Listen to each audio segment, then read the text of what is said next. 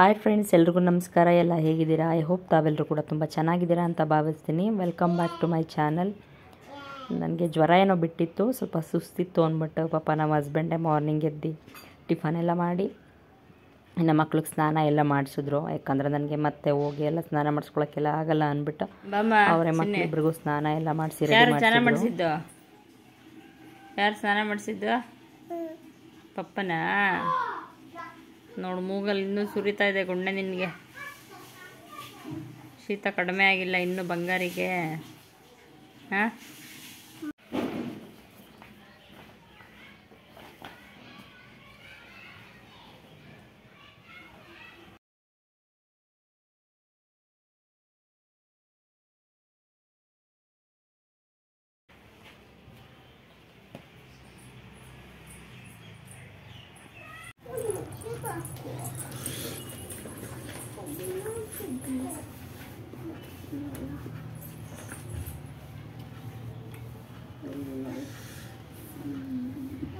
ಇನ್ನು ಟಿಫನ್ ಎಲ್ಲ ಆಗಿ ಇನ್ನು ಡ್ಯೂಟಿ ಲೇಟ್ ಆಗುತ್ತಂತ ಹೊರಟ್ರು.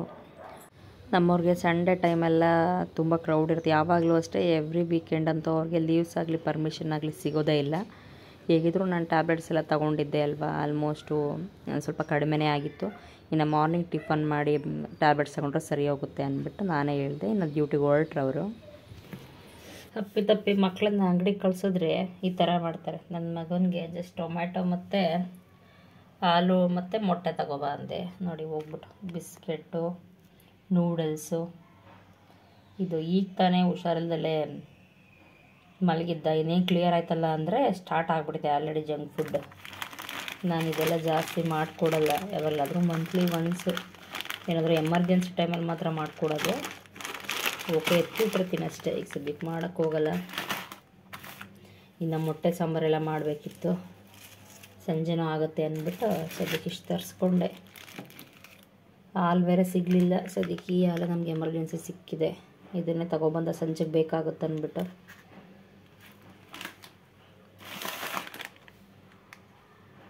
ಇನ್ನು ಮನೆ ಹತ್ರ ಹೆವಿ ಡಿಸ್ಟರ್ಬೆನ್ಸು. ಇಲ್ಲಿ ರೀಸೆಂಟಾಗಿ ಒಂದೆರಡು ಬಿಲ್ಡಿಂಗ್ ಕಟ್ಸ್ತಾ ಇದ್ದಾರೆ. ಇನ್ನೇನಿದಾಗಿದೆ, ಇವತ್ತು ಮೇ ಬಿ ಗೃಹಪ್ರವೇಶ ಅನಿಸುತ್ತೆ. ನೋಡಿ, ಸೌಂಡ್ ನಿಮಗೆ ಕೇಳಿಸ್ತಿರ್ಬೋದು. ತುಂಬ ಡಿಸ್ಟರ್ಬೆನ್ಸ್. ಏನಿಲ್ಲ ಅಂದರೂ ಒಂದು 4-5 ಬಿಲ್ಡಿಂಗ್ ಮೇಲೆ ಕಳಿಸ್ತಾ ಇದ್ದಾರೆ ಸುತ್ತಮುತ್ತ ಎಲ್ಲ. ಮೊನ್ನೆ ಬೋರ್ವೆಲ್ ಬೇರೆ ಕೊರೆಸ್ತಾಯಿದ್ರು, ಅರ್ಧ ಅದರದ್ದೇ ತಲೆನೋವು ಸೌಂಡಿಗೆ. ಯಾವಾಗ ಮುಗಿದ್ಬಿಡುತ್ತೆ ಅನಿಸ್ಬಿಟ್ಟಿದೆ. ಬೆಳಗಿನ ಜಾವ ಒಂದು 4-5 ಗಂಟೆಗೆ ಶುರು ಮಾಡ್ಕೊಂಡ್ಬಿಡ್ತಾರೆ. ನೈಟ್ ಒಂದೊಂದು ಟೈಮು 7-8 ಗಂಟೆ ಆದರೂ ಕಡಿಮೆನೇ ಆಗಲ್ಲ ಸೌಂಡ್ಗಳು. ಯಾಕಪ್ಪ ಬೆಡ್ಶೀಟ್ ಹೊಚ್ಕೊಂಡಿರೋದು ನೀನು? ಹಾಂ, ಟಿ ವಿ ನೋಡೋದಕ್ಕೆ ಬೆಡ್ಶೀಟ್ ಹೊಚ್ಕೊಂಡು ನೋಡ್ಬೇಕಾ? ಯಾವ ಫಿಲ್ಮ್ ಹಾಕ್ಬೇಕು ಇವಾಗ? ದೆವ್ವ? ನಾನೇ ದೆವ್ವ ಥರ ಆಕ್ಷನ್ ಮಾಡ್ತೀನಿ ಬಿಡೋಗ್ಲಿ. ಟಿ ವಿಲೇ ನೋಡಬೇಕಾ? ಸರಿ ಬಿಡು. ನಮ್ಮ ಮನೇಲಿ ಇನ್ನೊಬ್ಬರು ಮೇಡಮ್ ಅವ್ರು ಕುತ್ಕೊಂಡು ಆ ಬೆಂಕಿ ಕಡ್ಡಿಗಳೆಲ್ಲ ಇಟ್ಕೊಂಡು ನೋಡಿ ಅಡುಗೆ ಮಾಡ್ತಾ ಇರೋದು. ಮನೇಲಿ ಒಂದು ಬೆಂಕಿ ಪಟ್ಟಣ ಕಾಣಿಸಂಗಿಲ್ಲ ನಮ್ಮ ಮನೆಯಲ್ಲಿ.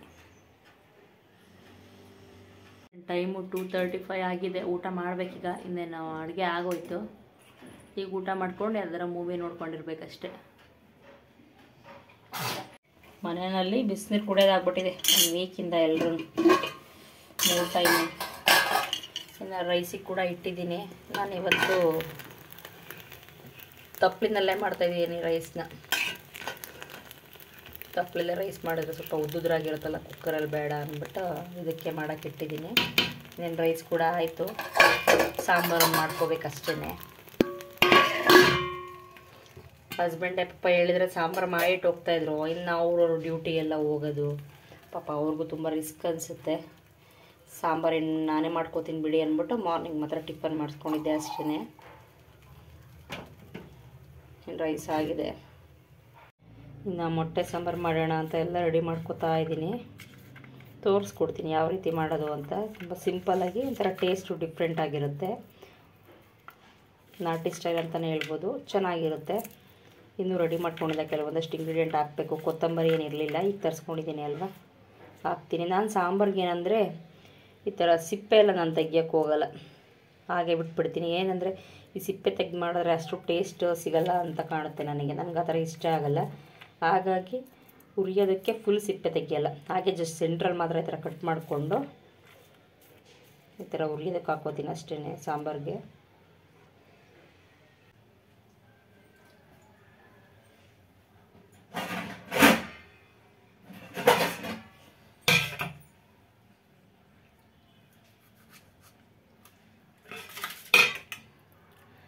ನಾನ್ ವೆಜ್ ಬೇರೆ ತಿಂದಿಲ್ಲ, ಆಲ್ಮೋಸ್ಟ್ ಒಂದು 15 ಡೇಸ್ ಆಯಿತು.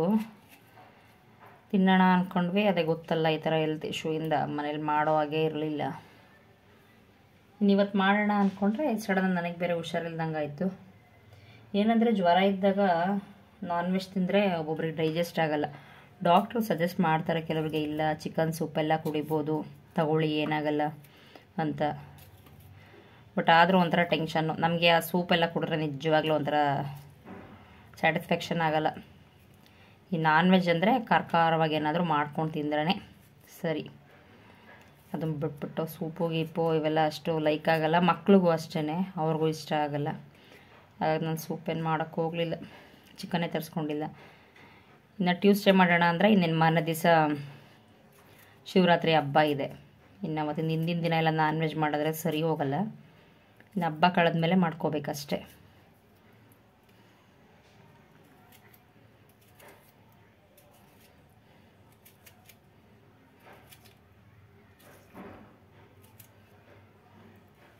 ಇನ್ನೇನು ಶಿವರಾತ್ರಿ ಹಬ್ಬ ಕೆಲವ್ರ ಕಡೆ ಒಂದೊಂದು ರೀತಿ ಮಾಡ್ತಾರೆ.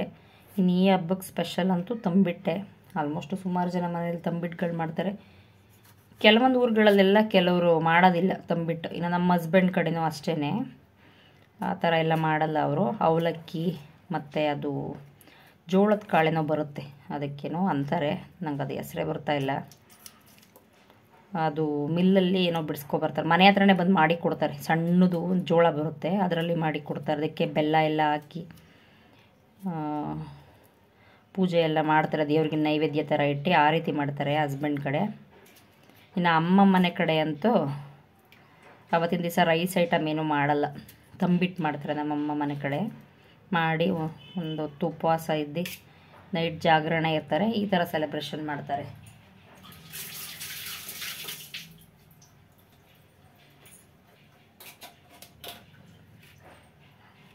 ಇನ್ನು ಹಬ್ಬಕ್ಕೆಲ್ಲ ಹಬ್ಬ ಬಂದರೆ ಏನೋ ಒಂಥರ ಖುಷಿ. ಟೊಮೆಟೊ ನಾನು ಸ್ವಲ್ಪ ದೊಡ್ಡ ಸೈಜ್ ತಗೊಬಿಟ್ಟೆ, ಸಾಕು ಅನಿಸಿದೆ ನನಗಿದೆ. ಯಾಕಂದರೆ ಹೆವಿ ಹುಳಿ ಆಗಿಬಿಡುತ್ತೆ. ಹಾಗೆ ಒಂದು ಹಾಫ್ ಹಾಗೆ ತಿಡ್ಕೊತಾ ಇದ್ದೀನಿ. ಇದೇನು ವೇಸ್ಟ್ ಮಾಡಲ್ಲ, ಏನಕ್ಕಾದರೆ ಯೂಸ್ ಮಾಡ್ಕೊಳ್ಳೋದು.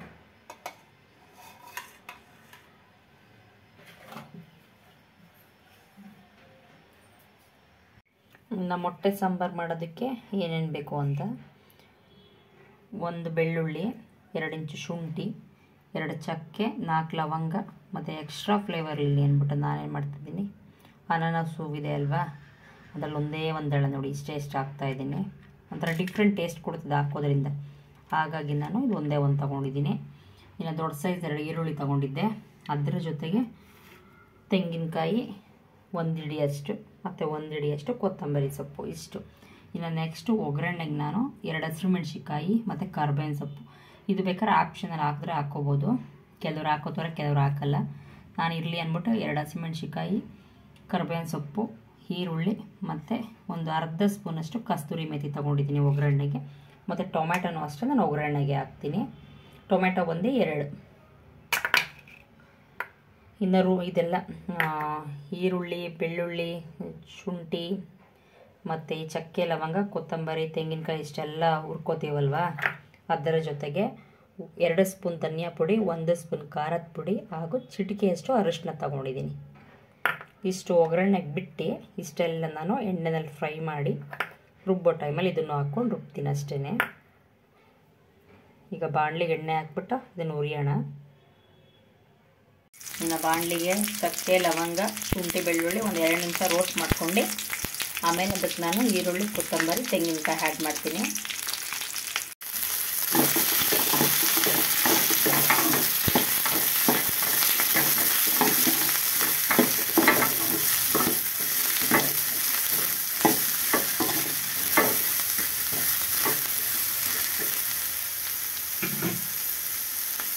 ಒಂದು 5 ನಿಮಿಷ ಸಾಕು. ಇದೆಲ್ಲ ನೀಟಾಗಿ ಫ್ರೈ ಆಗೋವರೆಗೂ ಹುರಿದ್ಬಿಟ್ಟು ಆರಿದ ಮೇಲೆ ಇದನ್ನು ಧನಿಯಾ ಪುಡಿ, ಖಾರದ ಪುಡಿ ಹಾಗೂ ಅರಿಶಿನ ಪುಡಿ ತೊಗೊಂಡಿದ್ದೀವಿ ಅಲ್ವಾ, ಅದೆಲ್ಲ ಒಂದೇ ಮಿಕ್ಸಿ ಜಾರ್ಗೆ ಹಾಕಿ ರುಬ್ಬಬೇಕು. ಏನಂದರೆ ಮಸಾಲೆಗಳನ್ನ ಚೆನ್ನಾಗಿ ಹುರಿದು ಮಾಡೋದ್ರಿಂದ ನಮಗೆ ಈಗ ಮಸಾಲೆ ಸಾಂಬಾರೆಲ್ಲ ತಿಂತೀವಿ ಅಲ್ವಾ, ಒಬ್ಬೊಬ್ಬರಿಗೆ ಒಂಥರ ಹುಳಿ ತೆಗೆ ಬರೋದು ಅಥವಾ ಹೆವಿ ಮಸಾಲೆ ಅನಿಸಿ ಗ್ಯಾಸ್ಟ್ರಿಕ್ ಇಶ್ಯೂ ಥರ ಎಲ್ಲ ಆಗೋದಾಗ್ತಾ ಇರುತ್ತೆ. ಅವಾಗ ಏನು ಮಾಡಬೇಕಂದ್ರೆ ನಾವು ಮಸಾಲೆಗಳನ್ನ ರುಬ್ಬಿ ಒಗ್ಗರಣೆ ಹಾಕೋ ಬದಲು ಸ್ಟಾರ್ಟಿಂಗಲ್ಲೇ ಈ ಥರ ನೀಟಾಗಿ ಎಣ್ಣೆನಲ್ಲೆಲ್ಲ ಫ್ರೈ ಮಾಡಿ ಆಮೇಲೆ ಒಗ್ಗರಣೆ ಹಾಕಿ ಮಾಡೋದ್ರಿಂದ ಎಕ್ಸ್ಟ್ರಾ ಟೇಸ್ಟ್ಗಳು ಚೆನ್ನಾಗಿರುತ್ತೆ. ಈಗ ಎದೆ ಉರಿ ಆ ಥರ ಎಲ್ಲ ಅಂತಿರ್ತಾರಲ್ಲ, ಅವ್ರಿಗೂ ಕೂಡ ಯಾವುದೇ ರೀತಿ ಆ ಥರ ಎದೆ ಉರಿಯೋದು ಆ ಥರ ಎಲ್ಲ ಪ್ರಾಬ್ಲಮ್ಸ್ ಆಗಲ್ಲ. ಸೊ ಹಾಗಾಗಿ ನಾನು ಪ್ರತಿ ಸಲ ಈಗ ಚಿಕನ್ ಸಾರಾಗಲಿ ಮಟನ್ ಸಾರಾಗಲಿ ಅಥವಾ ಮಸಾಲೆ ಐಟಮ್ ಏನಾದರೂ ಅಷ್ಟೇ ಮಾಡಬೇಕಾದ್ರೆ ಆಲ್ಮೋಸ್ಟ್ ನಾನು ಹುರಿದ್ಬಿಟ್ಟೆ ಮಾಡೋದು.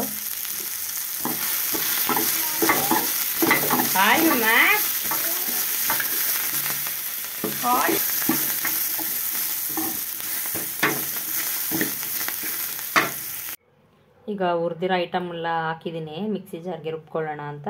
ಈಗ ಏನು ತೋರಿಸ್ಕೊಟ್ಟಿದ್ದೆ ಖಾರದ ಪುಡಿ, ಧನಿಯಾದ ಪುಡಿ ಹಾಗೂ ಅರಿಶಿನ ಪುಡಿ ಎಲ್ಲ ಹಾಕಿ ಸಣ್ಣ ರುಬ್ಕೊಬರೋಣ.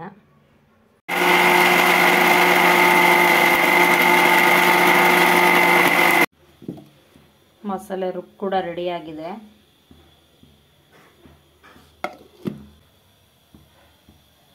ಇನ್ನು ತಪ್ಪಲಿ ಸ್ವಲ್ಪ ತಳ ದಪ್ಪ ಇರೋದು ತಗೋಬೇಕು, ಯಾಕಂದರೆ ಮೊಟ್ಟೆ ಒಂದೊಂದು ಟೈಮ್ ತಳ ಹಿಡಿದು ಬಿಡುತ್ತೆ. 2 ಸ್ಪೂನ್ ಎಣ್ಣೆ ಹಾಕಿದ್ದೀನಿ. ಇನ್ನು ಒಗ್ಗರಣೆಗೆ ಏನೇನು ತೋರಿಸ್ಕೊಟ್ಟಿದ್ದೆ, ಹಸಿಮೆಣ್ಸಿಕಾಯಿ, ಕರಿಬೇವಿನ ಸೊಪ್ಪು, ಈರುಳ್ಳಿ ಮತ್ತು ಕಸ್ತೂರಿ ಮೆಥಿ ಹಾಕ್ತಾಯಿದ್ದೀನಿ. 1 ನಿಮಿಷ ಇದರಲ್ಲೇ ಬಾಡಿಸ್ಕೊಳ್ಳೋಣ.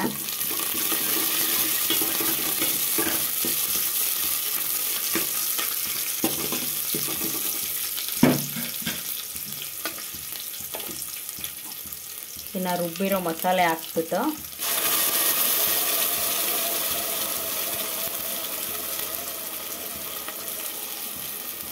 ಸ್ವಲ್ಪ ನೀರು ಸೇರಿಸಿ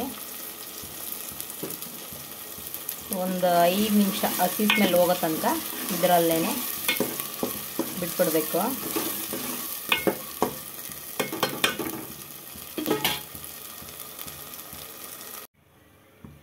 ಒಂದೇ ಒಂದು ಈ ಹಸಿ ಮಸಾಲೆ ಎಲ್ಲ ಹಾಕಿರ್ತೀವಲ್ವ, ಸ್ವಲ್ಪ ಕುದಿ ಬಂದುಬಿಡಲಿ.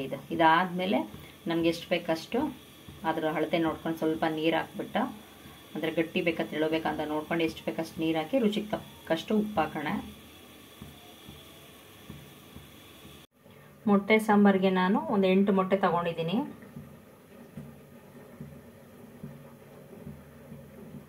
ಇನ್ನೇನೊಂದು ಕುದಿ ಬಂತು. ಇವಾಗ ನನಗೆ ಎಷ್ಟು ನೀರು ಬೇಕಷ್ಟು ಹಾಕೋತೀನಿ.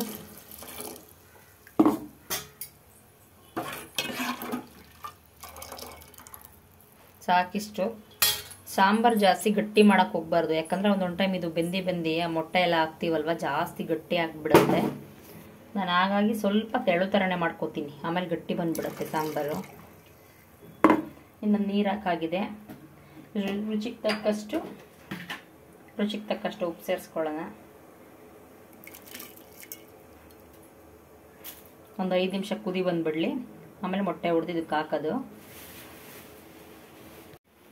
ಇನ್ನು ಸಾಂಬಾರು ಕುದಿ ಬಂದಿದೆ. ಈಗ ಲೋ ಫ್ಲೇಮಲ್ಲಿ ನಾವೇನು ಮಾಡೋಣ, ಮೊಟ್ಟೆ ಹೊಡೆದಾಕೋಬೇಕು. ಏನಂದರೆ ಫ್ಲೇಮ್ ಜಾಸ್ತಿ ಇಟ್ಬಿಟ್ಟು ಏನಾದರೂ ಮೊಟ್ಟೆ ಹಾಕೋಕೆ ಹೋದರೆ ಎಲ್ಲ ಹೊಡೆದ್ಬಿಡುತ್ತೆ. ಹಾಗಾಗಿ ನಾನು ಫ್ಲೇಮ್ ಕಡಿಮೆ ಮಾಡಿ ಒಂದೊಂದೇ ಮೊಟ್ಟೆನ ದೂರದಲ್ಲಿ ಹಾಕ್ತಾ ಬರ್ತೀನಿ.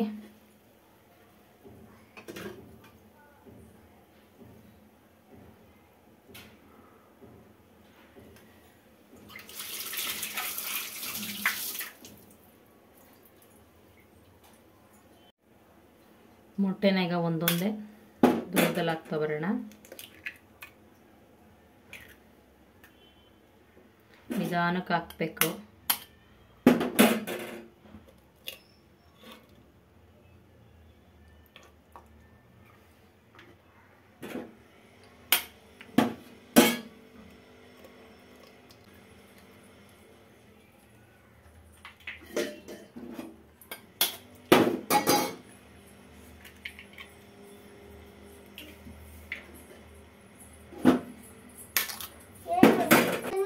ಒಂದು 5 ನಿಮಿಷ ಇದರಲ್ಲೇ ಇವಾಗ ಬೇಯಕ್ಕೆ ಬಿಟ್ಬಿಡೋಣ.